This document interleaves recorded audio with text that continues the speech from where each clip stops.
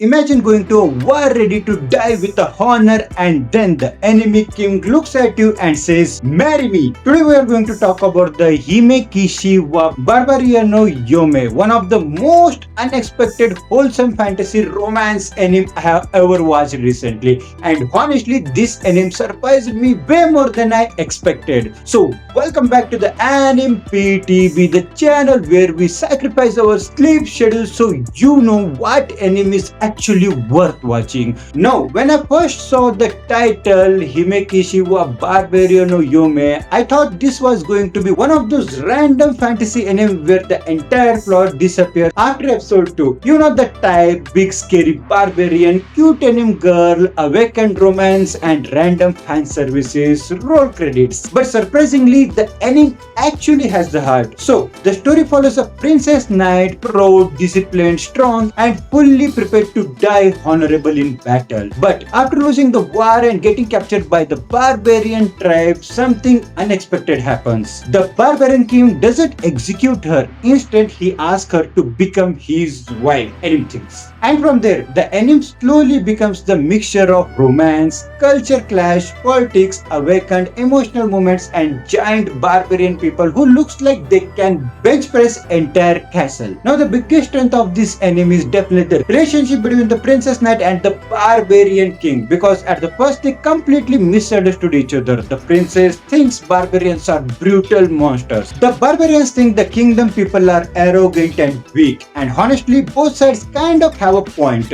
That's what makes the anime interesting. It's not just a romance anime, it's about two completely different worlds slowly trying to understand each other. And thankfully the anime doesn't rush the relationship. They don't magically fall in love after one emotional speech and some dramatic background music. Their relationship develops slowly, awakened conversations, trust issues, cultural misunderstandings. It actually feels believable. Now let's talk about the barbarian king. This man carries the anime because he looks terrifying. Bro is built like a ride boss. Every time he appears on the screen feels like somebody increased the difficulty setting. But the funny part is he is actually surprisingly respectful and emotionally mature, and honestly that makes him a way more interesting than a generic anime pretty boys. Anime girls usually get glowing princess, beautiful hair, magical powers, flower petals flying everywhere. Meanwhile, this girl got mountain with bread, and somehow it works. Also bro, these barbarians are huge. Even single barbarian in this anime looks like they eat raw thunder for breakfast. Even background characters look like dangerous. The princess is standing there and trying to maintain the royal dignity while everyone around her looks capable of lifting horses with one arm. Now, another thing I like in this that the anime has surprisingly wholesome moments. I mean real wholesome moments. Not fake anime wholesome where somebody blushes and fireworks explodes for no reason. I mean actual emotional scenes where characters slowly start understanding each other. Some moments genuinely feel warm and comfortable, especially where the princess slowly realizes the barbarians are not just mindless savages. No, the anime is perfect? No, definitely not. Some episodes are very slow, like extremely so. You sit there expecting a war drama or emotional tensions, and instead people are discussing the tribe traditions for 10 minutes. There are also moments where the princess repeats the same emotional conflict again and again. In one of the episodes, barbarians are scary. In next episode, maybe barbarians are kind, and the next episode, not actually scary. Sis, please choose a difficulty setting, and if you are expecting non-stop action, this is not that anime. The focus is more on the relationships and the emotional development than fights. So if you only watch anime for the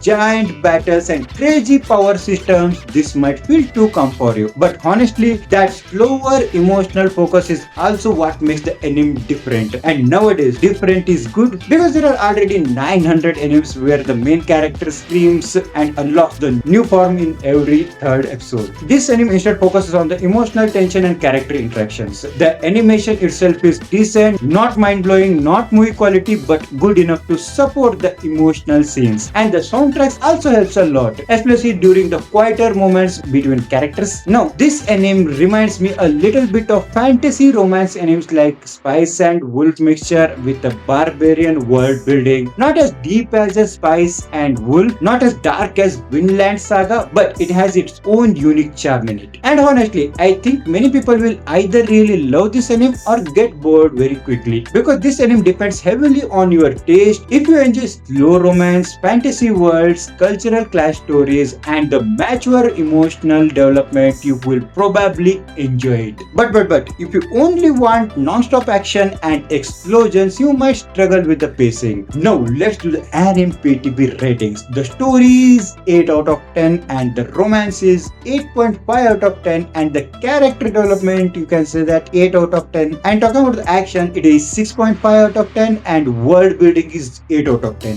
Rewatch value, I mean, it may be around 8 out of 10. So final rating is 8.1 out of 10. Unexpectedly wholesome, unexpectedly emotional, unexpectedly good. And honestly, the Barbarian King alone makes this anime memorable, because every scene with him feels interesting. This man looks like he could destroy kingdoms, but somewhere has better communication skill than most of the anime protagonists. That alone deserves respect. And that's it for today's review. If you enjoyed this video, subscribe to Anime PTB, where we review the anime with comedy, honesty, and zero fake hype. And also, don't forget to like, share, and subscribe Anime PTB. Meet you in the next episode. Until that, bye bye, sayonara.